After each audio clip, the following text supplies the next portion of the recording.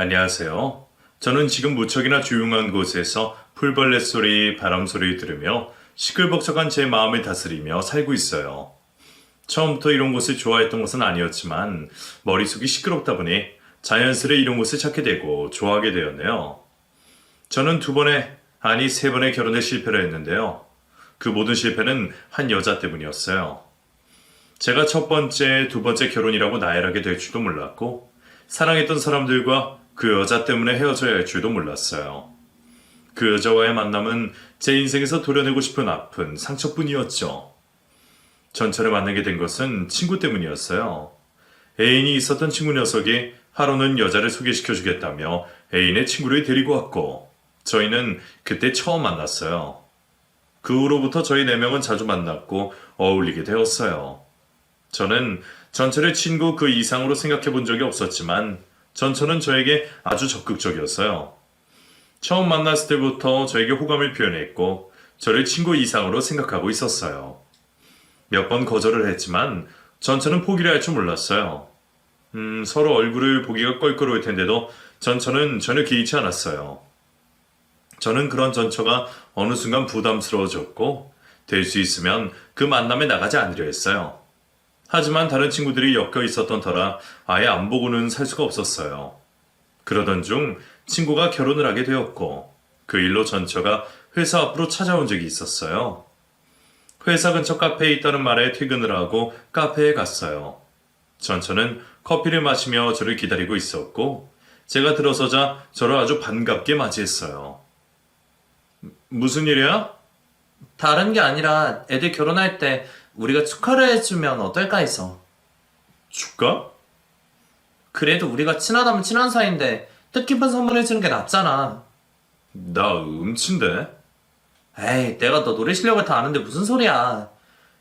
그건 그냥 우리끼리 놀 때 그런 거고. 하자. 너만 좋다면 우리가 축하한다고 말할게. 전처의 말에 저는 잠시 고민을 했어요. 친구의 결혼식에 축가를 불러준다는 것이 좋기도 했지만 전처와 엮이는 것이 걸려서 조금 망설여졌어요. 저는 우선 생각을 해보겠다고 말을 했어요. 그리고 그날 저녁 친구와 통화를 하게 되었어요. 오늘 회사 앞으로 찾아왔더라. 네 결혼식에 축가를 같이 하자고. 그랬어? 몰랐어? 전혀 들은 게 없었어. 넌 어때? 축가 받고 싶어? 나야 너희가 해준다면야 감사하지. 나도 마음은 해주고 싶은데 걔랑 얽히기 싫어서 말이야. 다 끝난 얘기 아니야? 거절했다며. 그건 그렇지. 근데 맞이할 때보다 신경이 쓰이는 건 사실이야. 그냥 친구처럼 돼. 걔도 몇 번이나 거절당했는데 아직도 너한테 미련이 남았겠냐? 그냥 친구다 생각해. 그렇겠지. 그래. 찝찝하면 한번 만나보던가. 오랫동안 그런 거 보면 진심인가 본데? 내 취향 아니야. 알았어. 그럼 축가는 너희가 해주는 거다. 알았어. 저는 친구의 결혼식에 축가를 불러주기로 했고 노래 선정과 노래를 맞추기 위해서 전처와 여러 번 만났어요. 그 전까지는 마음이 불편했는데 전처가 아주 쿨하게 아무렇지 않게 저를 대해줘서 이제는 완전히 마음을 접었나 보다 생각이 들었고 여러 번의 거절을 당하고도 예전처럼 저를 대해주는 전처가 고맙기도 했어요. 친구의 결혼식 날이 되었고 저는 긴장한 마음으로 결혼식장으로 향했어요. 전처와 미리 의상도 맞춰두었고 친구의 행복을 빌며 최선을 다해서 축가를 불러주었어요. 저희의 노래를 듣고 신부는 눈물을 훔쳤어요. 그 모습을 보는데 괜히 제가 더 찡한 느낌이 들었어요. 식이 끝나고 저희에게 너무나 고마워하는 친구 부부를 보니 축가를 불러주길 잘했다는 생각이 들었어요. 신혼여행을 떠나는 모습을 보고 결혼식장을 나오는데 전처가 저를 불렀어요. 집으로 바로 가게? 그래야지. 서로 준비하느라 고생했는데 차라도 한잔하고 가자. 그래? 그러자 그럼. 저는 근처 카페에 전처와 함께 들렸어요. 전처는 너무 긴장을 해서 삑사리가 나눌 줄 몰랐다며 찍어놓은 동영상을 보고 알았다며 웃었어요. 난 전혀 몰랐는데. 네 목소리에 묻혀서 그렇지 자세히 들으면 픽사리가 났어. 그런가? 옆에 있는 나도 모를 정도면 다른 사람들도 모를 거야. 제발 그래야 될 텐데. 걱정하지 마. 애들 행복해 보이더라. 아, 넌 만나고 있는 사람 없어? 아직. 난 아직도 안 했지. 뭐? 아니야. 그냥 한번 말해본 거야. 그래. 난 저번에도 말했지만 이 정도 관계가 딱 좋아. 그럼 알지. 미안하다.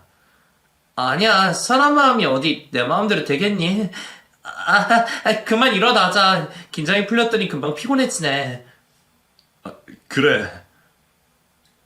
전처는 안절부절함에 일어섰고 저희는 헤어졌어요. 저에 대한 미련이 없다고 생각했는데 전처는 아직까지도 아니었나 봐요. 괜시리 또 마음만 심란해졌어요. 일주일이 지났고 신혼여행을 떠난 친구 부부가 돌아왔어요. 그리고는 저희에게 고마움을 표시하겠다며 술자리에 불렀어요. 저는 괜찮다고 마다했지만 친구의 말에 거절할 수가 없었어요. 걔 신경 쓰여서 그런 거면 신경 쓸 거 없어. 다음 주에 다른 지역으로 이사 간대. 갑자기? 그렇다네. 직장을 옮겼다나 봐. 그랬구나. 그러니까 마지막으로 본다고 생각하고 마음 편안하게 나와. 너 안 나오면 자기 때문에 그런 거라고 생각할 텐데. 알겠다. 어디로 가면 되니? 너네 집 사거리 호프집 알지? 거기로 7시까지 나와. 오케이. 저는 친구가 말한 장소로 나갔고 오랜만에 넷이서 술자리를 갖게 되었어요. 결혼식 때 있었던 일부터 신혼여행지에서 있었던 일까지 깔깔거리면서 이야기를 하고 있는 친구 부부를 보니 행복해 보였어요. 전초도 이야기를 들으며 박수를 치며 깔깔거렸어요. 곧 다른 지역으로 가게 될 전처를 좋은 마음으로 보내주고 싶었던 저는 선을 그어놨던 마음을 열었고 처음 만났을 때처럼 편안하게 술자리 가졌어요. 어느 정도 분위기가 달아올랐을 때 친구 녀석이 술에 많이 취했는지 비틀거렸고 택시를 불러 친구 부부를 먼저 보냈어요.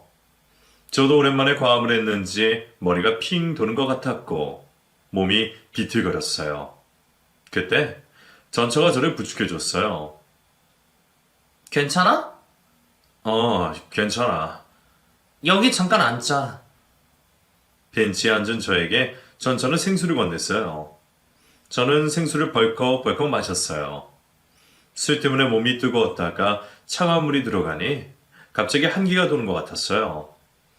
제가 몸을 떨자 전처는 입고 있던 자신의 외투를 저에게 벗어주었어요. 저는 괜찮다고 말렸지만 전처는 아랑곳하지 않고 외투를 제게 덮었어요. 하나만 물어봐도 돼? 뭔데?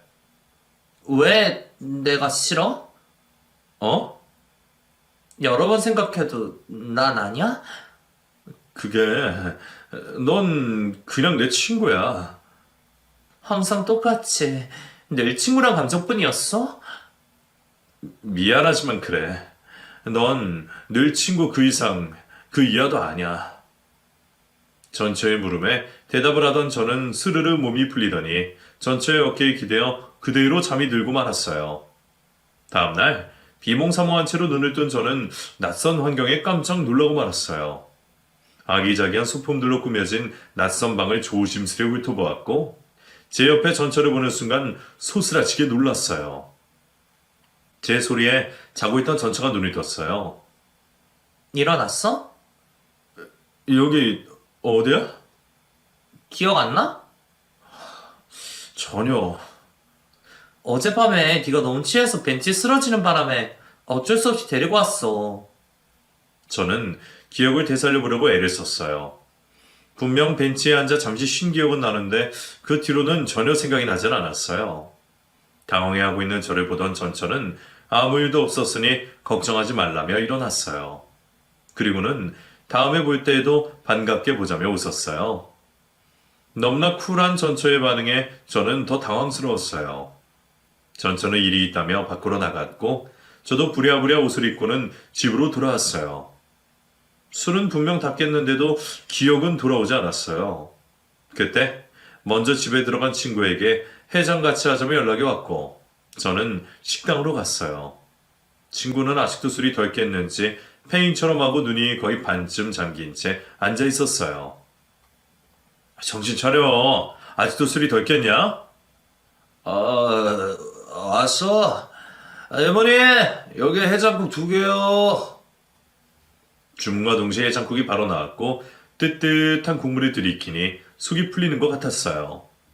친구는 말없이 해장국물 들이키더니 어느 정도 먹고 나서야 반쯤 잠긴 눈이 뜨이는 듯 했어요. 그제서야 저의 안부를 묻는 친구. 어제 우리 가고 바로 헤어졌어? 재수 씨가 아무 말도 안 해? 무슨 말? 별말 없었는데. 아침에 눈 떠보니 걔 집이더라. 뭐? 근데 아무것도 기억이 안 나. 걔는 뭐래? 아무 일 없었으니 걱정하지 말라고 말하더니 일 있다고 나가더라. 넌 정말 아무 기억이 안 나? 그렇다니까. 그럼 아무 일 없던 것이 맞네. 걔도 그렇게 말했다며. 너 좋다고 따라다니던 애인데 정말 아무 일이 없었어도 있었다고 말해야 되는 거 아니야? 걔 보기보다 양심적이네. 그렇겠지? 그래, 신경 쓰지 마. 친구와 대화를 하면서 찝찝했던 제 마음이 조금 해소가 되는 것 같았어요. 정말 친구의 말대로 전처는 이게 기회다라고 생각할 수도 있으니까요. 그렇게 그 일은 제 기억 속에서 잊혀져 가고 있었어요. 그리고 얼마 있지 않아 저에게는 사랑하는 사람이 생겼고 너무나도 잘 맞았던 저희는 불같은 사랑을 하며 만난 지 몇 달이 되지 않아 결혼을 약속하게 되었어요. 제가 이렇게 빨리 누군가와 결혼을 하게 될지는 상상도 하지 못했어요. 결혼은 짝은 따로 있다는 것이 맞는 말인지 이 사람이 제가 기다려온 제 짝이라는 확신이 들었어요. 양가 어른들의 허락을 받은 저희는 상견례 날짜를 잡았고 양가 어른들을 모시고 상견례를 가지게 되었어요. 서로의 가족들을 소개하고 음식을 먹으며 진솔한 대화들이 오고 가고 있는데 갑자기 저희 방의 문이 열렸어요. 대화의 흐름이 깨지지 않기 위해 필요한 것이 있으면 호출을 할 테니 들어오지 말아달라고 부탁을 했었는데 문이 열리니 깜짝 놀랐어요. 고개를 들어보니 배가 불룩한 한 여자가 들어오고 있었어요. 그 여자는 직장 때문에 이사를 간다는 전처였어요. 저는 깜짝 놀라 들고 있던 숟가락을 테이블에 떨어뜨렸어요. 아니, 네가 여기 웬일이야? 오빠, 아는 사람이야? 친구. 어른들은 전처의 등장에 모두 다 어안이 벙벙한 채 쳐다보고 있었어요. 전처는 테이블 중앙까지 걸어오더니 저를 쳐다보며 말했어요. 누구 맘대로 결혼을 해? 뭐? 갑자기 나타나서는 무슨 말이야? 얘는 어쩌고? 에? 전처는 불룩해져 있는 자신의 배를 가리키며 말했어요. 애는 나랑 만들어 놓고 결혼은 딴 년이랑 해. 전처의 말에 저는 너무 당황스러워 말이 나오지 않았어요. 그때 누군가가 제 뺨을 세차게 때렸어요. 오빠, 지금 이 여자가 하는 소리가 대체 무슨 소리야? 나도 모르겠어. 오빠가 모르면 어쩌겠다는 소리야. 이 여자 뱃속에 있는 애가 정말 오빠일까 맞냐고. 저와 결혼할 여자는 고래고래 소리를 질러댔고 그녀의 부모님은 이 결혼은 없던 걸로 하자면서 얼굴로 물을 퍼붓더니 그녀를 데리고 나갔어요. 저는 털썩 자리에 주저앉았어요. 저희 부모님도 이게 다 무슨 일이냐며 역정을 내시며 나가버리셨어요. 한순간에 아수라장이 돼버린 곳에서 저는 아무 말 없이 가만히 앉아 있었어요. 그러다 제 눈에 전처의 모습이 들어왔어요. 이게 다 무슨 짓이야? 네가 지금 무슨 짓을 했는지 알기나 해? 나도 어쩔 수 없었어. 애 아빠가 다른 여자랑 결혼을 한다는데 가만히 있을 여자가 어딨어. 애 아파? 내가 너랑 뭘 했다고 내일한 소리야? 기억 안 나? 우리 집에서 잤던 날. 뭐? 전처의 말을 잊고 있었던 그날의 기억이 떠올랐어요. 까맣게 잊고 있었는데 아주 생생하게 떠올랐어요. 이제 기억나? 그때 우리 아무 일도 없었잖아. 아무 일도 없었으면 내 뱃속에 우리 애가 있겠니? 뭐라고? 그럼 그때 왜 그런 말을 한 거야? 우리 관계가 나빠질까봐 거짓말했어. 그냥 모르는 게 낫겠다 싶어서 거짓말했던 건데 애가 들었을지 누가 알았겠어. 그럼 진즉에 찾아왔어야지. 왜? 애 지우자고 하려고? 이제는 늦어서 수세도 못해. 전처는 의도적으로 아무런 선택지도 남아있지 않을 때 저에게 찾아왔고, 하룻밤의 실수이지만 제 일을 임신했다는 전처를 모른 채 할 수가 없었어요. 전처의 행동에 화가 난 부모님도 어쩔 수 없이 전처를 받아들였고, 저는 사랑하지 않은 전처와 결혼을 하기로 했어요. 곧 있으면 태어날 아이 때문에 가까운 친지, 지인들만 모시고 간소하게 빨리 결혼식을 올렸어요. 서로 사랑해서 결혼한 부부도 뒤지고 볶고 싸우는데 하물며 발목 잡혀서 시작한 이 결혼 생활이 저는 행복하지 않았어요. 결혼 생활 내내 삐걱대기만 했어요. 제 마음속에는 온통 전처에 대한 미움, 증오심밖에 없었어요. 이왕 결혼을 했으니 잘 살아보라는 부모님의 말도 들리지가 않았어요. 그래서인지 집에 있는 시간이 제겐 너무 곤욕스러웠어요. 전처와 결혼을 한 후 저희는 각자 방에서 생활을 했어요. 마치 신혼집이 자취를 하고 있는 집 같았어요. 제 마음의 문이 열리지 않은 이상 이런 상황은 변하지 않을 것 같았고, 평생 죽을 때까지 전처를 용서하지 않겠다고 다짐을 했었어요. 하지만 아이가 태어났고 조금씩 제 마음의 문이 열린 것인지 집에 있는 시간이 싫지만은 않았어요. 먹고 자고만 하던 갓난아이가 어느새 오마리도 하고 방긋방긋 웃기도 하고 뒤집기도 하면서 저의 얼굴에도 미소라는 것이 생기기 시작했어요. 그러던 어느 날 밤 깊은 잠에 빠진 저를 다급하게 깨우는 소리가 들렸어요. 저는 깜짝 놀라 자리에서 일어났어요. 애가 열이 심하게 나. 뭐? 언제부터? 모르겠어. 저녁부터 계속 그러게 해열제 먹이면 떨어질 줄 알았는데 안 떨어져. 얼른 병원부터 가자. 저는 부랴부랴 옷을 걸쳐 입고서는 병원 응급실로 뛰어갔어요. 아이는 어디가 아픈지 계속해서 자지러지게 울었어요.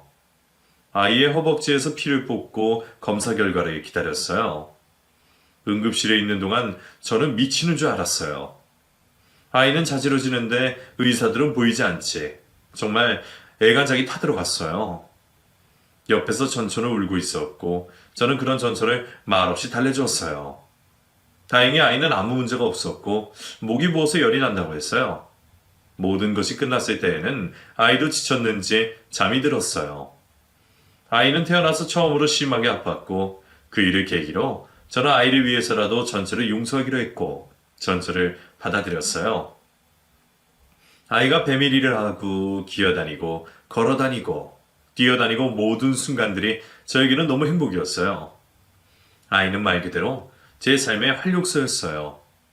퇴근을 하면 아이 생각에 바로 집으로 들어왔고 주말이면 아이와 함께 나들이를 다녔어요. 이제는 세 식구가 여느 가족들과 다름이 없는 모습이었어요. 각자 방에서 생활하던 저희도 방을 합쳤고 서로를 위해주며 살았어요. 전처를 못마땅해 하던 부모님도 아이가 태어나고 난 후로 많이 변하셨고 모든 것이 좋은 쪽으로 변하고 있었어요. 하지만 그 행복도 잠시. 아이만 키우며 살던 아내가 아이가 돌이 지나자마자 다시 일을 하고 싶다며 나섰어요. 아직은 너무 일러. 이제 겨우 돌 지난 애를 어린이집에 어떻게 보내? 민서보다 더 어린 애들도 많이 다녀. 그래도 안 돼. 적어도 3살까지는 애는 엄마가 키워야지. 옛날 사람처럼 왜 그래?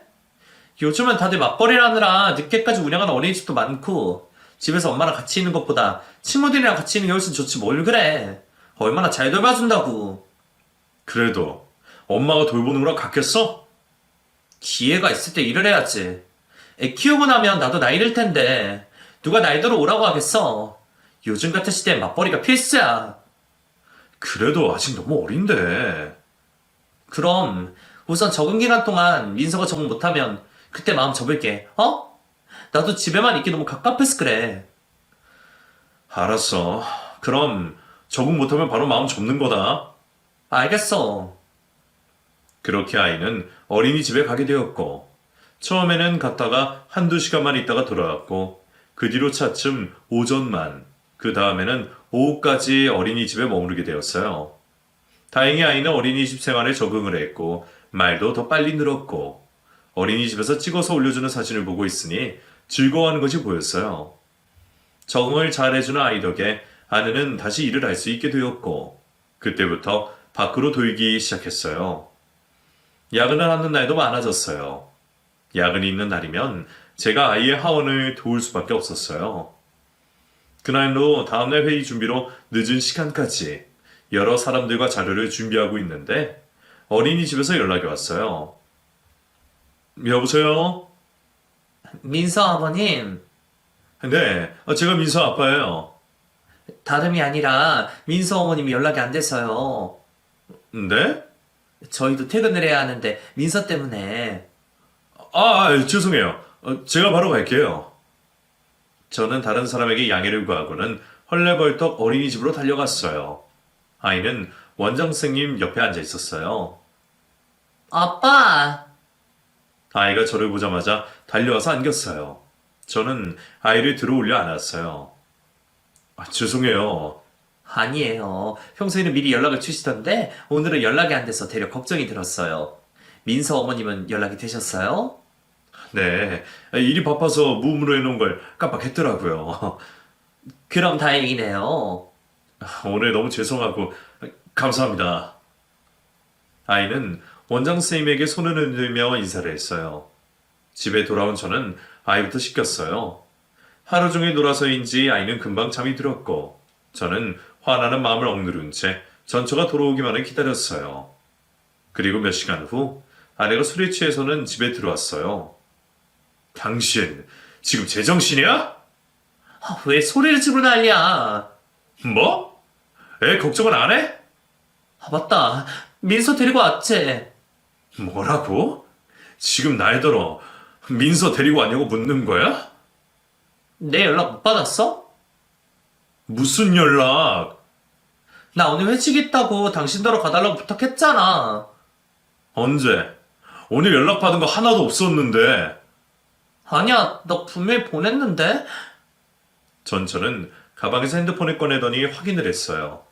그러더니 한다는 소리가 저에게 보낸 메시지를 다른 사람에게 보냈다고 말했어요. 그 말을 듣는 순간 욱 눌렀던 화가 치밀어 올랐어요. 게다가 늦은 시간까지 아이가 혼자 남아 있었다는 것에 화가 나 있었는데 술에 취해서는 메시지를 잘못 보냈다며 웃고 있는 전처의 모습에 눈이 핑 돌았고 전처의 뺨을 때렸어요. 지금 날 때린 거야? 네가 그러고 돼, 엄마야? 왜 때려? 몰라서 물어? 애 저렇게 방치할 것 같으면 회사 당장 때려쳐! 당신이 뭔데 회사를 그만두란 말란 소리를 해? 지금 네가 하는 짓을 보고도 그런 소리가 나와? 내가 뭐 어때서? 난 당신한테 회식이 있다고 연락을 했지만 메시지가 잘못 간 것뿐이고 당신이 민서 잘 데리고 왔으면 다 끝난 거 아니야? 이게 이렇게 화를 낼 일이야? 친구들 다 가고 혼자 남아있을 애 생각은 안 해봤어? 누가 보면 혼자 익히는 줄 알겠네. 나도 당신만큼 민서 생각하고 민서 돌보고 있어. 당장 그만둬. 못 그만둬. 내 인생이야. 당신 맘대로 이래라 저래라 하지 말라고. 전철은 눈에 쌍심지를 켜고 소리를 지르더니 방으로 들어가 버렸어요. 저는 전철을 쫓아갔지만 방문을 걸어 잠궈버렸고 흥분한 저는 방문을 열라며 고함을 질렀어요. 그때 아이의 울음소리가 들렸고 깜짝 놀란 저는 아이의 방으로 가서 우는 아이를 달래주었어요. 겨우 울음을 그친 아이는 다시 잠이 들었고 저는 조심스레 아이를 침대 위에 눕혔어요. 다음날 전처는 제 말을 듣지 않고 기어이 회사에 출근을 하겠다며 나섰어요. 전체의 회사 문제로 저희는 걸핏하면 다투게 되었고 변화가 되지 않은 채 1년이라는 시간이 흘렀어요. 그러던 어느 날 일찍 퇴근을 하게 된 저는 아이를 데려가기 위해 어린이집에 들렀어요. 아이를 데리고 집으로 가고 있는데 어디론가 가고 있는 전처의 모습을 보았어요. 회사에 있어야 할 사람이 집 근처에 있다는 것이 이상했지만 크게 신경 쓰지 않았어요. 집에 올라가는 길에 아이는 놀이터에서 놀고 싶다고 말을 했고 저는 놀이터에 잠깐 들렀어요. 날씨가 좋아서 그런지 놀이터에서 놀고 있는 아이들이 많았어요.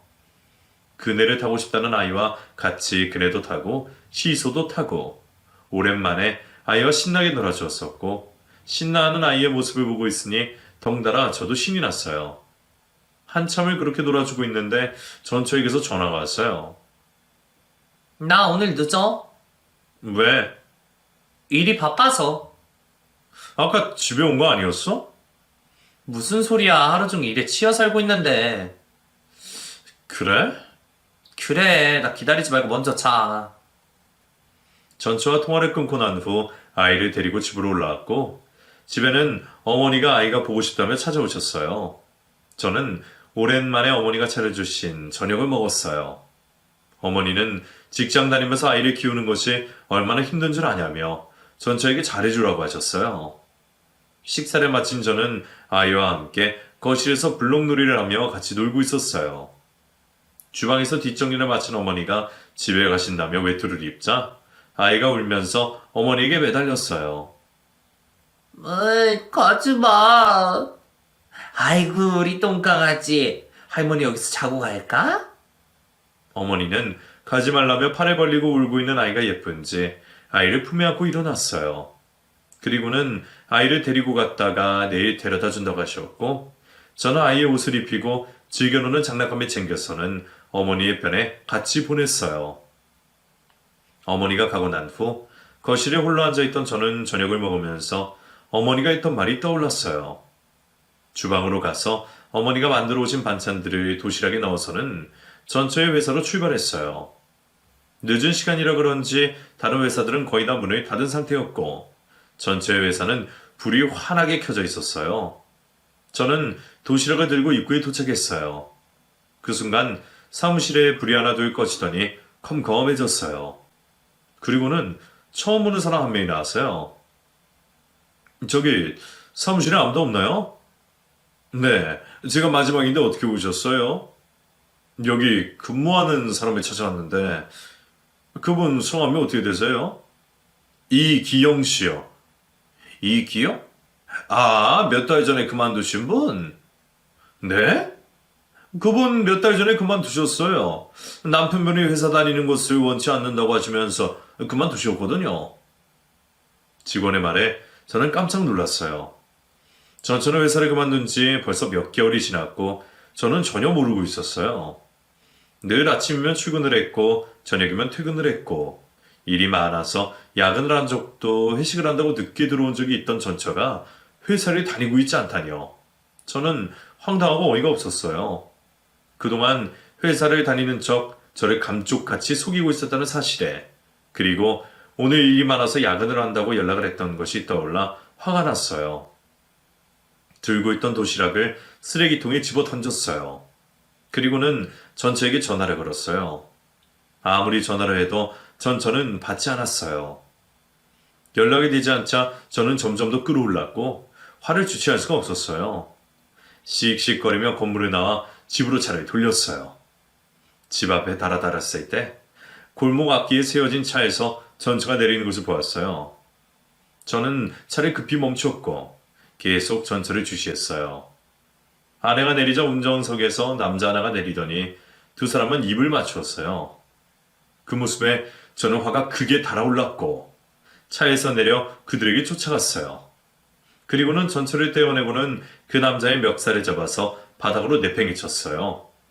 그리고는 그 남자의 몸 위에 올라타서는 주먹으로 있는 힘껏 두들겨 팼어요. 그러자 전처는 소리를 지르며 저를 그 남자에게서 떼어내려고 안간힘을 썼어요. 저는 그런 전처를 바닥으로 밀쳤고 그 남자에게서 내려왔어요. 이 새끼, 너 뭐야? 뭐하는 놈이길래 유부녀를 헉칫거려? 한 번만 내 눈에 띄면 그땐 죽여버릴 거야. 저는 쓰러져 있는 그 남자에게 선전포고를 하고는 전처를 데리고 집으로 올라왔어요. 집에 온 저는 붙잡고 있던 전처의 팔을 바닥으로 끌어당겼어요. 당신 지금 나랑 뭐 하자는 거야? 아까 그놈 대체 누구야? 오해야? 오해? 내 두 눈으로 똑똑히 봤는데도 그런 말이 나와. 정말이야. 아무 사이도 아니야. 그 말에 나보고 믿으란 소리야? 믿든 말든 그건 당신 자유지만 나는 결백해. 일하다가 너무 늦은 시간이라 차가 없어서 데려다 준 것뿐이야. 뭐? 회사도 그만둔 사람이 무슨 일을 해? 뭐? 왜? 또 거짓말 해보시지? 당신이 그만두라고 해서 그만둔 것뿐이야. 그럼 왜 속였는데? 맨날 회사 가는 척하고 그놈 만나러 다녔던 거니? 아니라니까. 왜 자꾸 그 사람이랑 엮어? 그럼 그 새끼 불러. 삼자 되면 해보자고. 그 사람 끌어들이지 마. 뭐라고? 당신한테 그런 소리 들을 사람도 아니고 나랑 이혼하면 되잖아. 이혼해. 이혼해 줄게. 지금 이혼하자고 한 거니? 그래, 이혼해. 와, 적반하장도 요분수 씨. 나를 속이고 바람같이 핀 년이 이혼을 하자고? 그럼 어쩌자고. 전처의 말에 저는 기가 막혀서 말문이 막혔어요. 손이 발이 되게 싹싹 빌어도 모자랄 판에 이혼이라뇨. 너무 어이가 없어서 웃음밖에 나오질 않았어요. 나랑 이혼하고 그놈에게 가려고? 누구 좋으라고 이혼을 해? 절대로 못해줘! 그럼 계속 이렇게 살던가. 전처는 노려보며 방으로 들어갔어요. 그 이후 전처는 걸핏하면 이혼 타령을 했고 저는 아직 어린아이 때문에 이혼만은 안 된다고 했어요. 하지만 전처는 이혼을 하고 싶어 안달이 난 사람 마냥 저를 함부로 대했고 아이가 있든 없든 물불 가리지 않고 말을 함부로 해댔어요. 집안 분위기가 이렇다 보니 밝았던 아이 역시 어두워졌고 혼자 있는 것을 극도로 무서워했어요. 아이의 상태가 심각하다는 것은 어린이집 선생님과 상담을 하면서 알게 되었어요. 이런 질문들이가 그렇긴 한데 혹시 집에 무슨 문제라도 있나요? 네? 민서가 최근에 많이 달라졌어요. 무슨 말씀이신지... 집에서는 잘 놀고 잘 지내나요? 네, 예전과 똑같았는데... 예전에 민서는 참 밝고 잘 놀고 잘 웃던 아이였는데 최근에 아이들과 잘 놀지도 않고 저와만 붙어 있으려 해서요. 그랬어요. 근데 민서가 많이 불안해 보였어요. 네, 저희도 원에서 잘 살펴볼 테니 집에서도 잘 살펴봐 주세요. 감사해요. 어린이집 선생님과 상담을 받고 교실에서 나오자 원장님과 같이 있던 아이가 쪼르르 달려나와 저에게 안겼어요. 아이를 데리고 집으로 오는 길에 발걸음이 너무 무거웠어요. 선생님과의 상담을 하고 난 후 저의 마음이 무척 무거웠고 아이의 얼굴을 보면서 괜시리 눈시울이 붉어졌어요. 부모 때문에 아무 죄가 없는 아이까지 힘들어하는 것이 너무나 가슴이 아팠어요. 며칠 고민하던 저는 아이를 위해서 전처의 뜻대로 이혼을 해줬어요. 여자아이였던 아이는 엄마의 손이 더 필요하다는 것을 느껴 전처가 몇 년을 맡기로 했고 매주 주말마다 아이를 집으로 데려다 주기로 했어요. 그렇게 홀로 생활을 하게 된 저는 매달 전처에게 아이의 양육비를 보내주었고 아이를 만날 때마다 아빠로서 최선을 다했어요. 매일매일 볼 수 없었던 아이였기에 만나면 더 애틋했고 잠시라도 떨어지고 싶지 않았어요. 아이와 저는 저희 나름대로 부녀 간의 정을 나누며 지냈어요. 몇 달 뒤 전처는 바람이 났던 그 남자와 결혼을 했고 아이가 새아빠에게 정을 붙이려면 어쩔 수 없다며 매주 만났던 아이를 한 달에 한 번만 만나게 해준다고 했어요. 그런 것이 어디 있냐며 그럴 수 없다고 펄쩍 뛰었지만 전처는 앞으로 아이가 계속해서 같이 살 아빠는 지금의 저가 아닌 새아빠라며 아이를 먼저 생각하라고 말을 했어요. 전처의 말을 들으면 아이를 위해서는 그것이 맞겠다는 생각이 들었지만 또 한편으로 제 자식도 키우면서 속 썩을 일이 많은데 피도 한 방울 섞이지 않은 그 남자가 제 아이에게 해코지라면 어쩌지 하는 걱정도 들었어요. 그럼 민서 내가 데려가겠어. 무슨 소리야? 당신 재혼한다며. 재혼해서 애 안 나올 거야? 그거랑 이거랑 무슨 상관인데? 왜 상관이 없어? 그놈도 지 새끼 태어나면 우리 민서 거들떠 보기라도 할 것 같아? 그런 사람 아니야. 아니 이게 뭐가 아니야 유부녀랑 바람난 놈이. 그만해. 다 끝낸 얘기 왜 또 꺼내? 내 새끼 내가 데려갈 거야. 그 집에서 천떡그릇기로 살게 내버려둘 수 없어. 나도 민서 절대로 당신한테 줄 수 없어.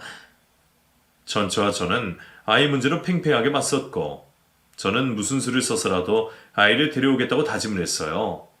저는 온통 머릿속에는 아이뿐이었고 사는 게 아니었어요. 그러던 중 친구가 찾아왔고 전처에 대한 안 좋은 소문을 듣게 되었어요. 그게 무슨 소리야? 걔 직장 옮긴다고 이사 갔던 거 기억나지? 그래. 너 결혼하고 나서 얼마 안 있다가 그래서 그날 술 마시는 바람에 이렇게 됐잖아. 지금 그게 문제가 아니고 그때 거기서 동거라던 남자가 있었대. 동거? 그래. 지금 재혼한 그 남자라던데? 뭐? 어디서 들었어? 나도 와이프한테서 들었어. 지금 그쪽 동창들 사이에서 소문이 돌고 있나 봐. 설마.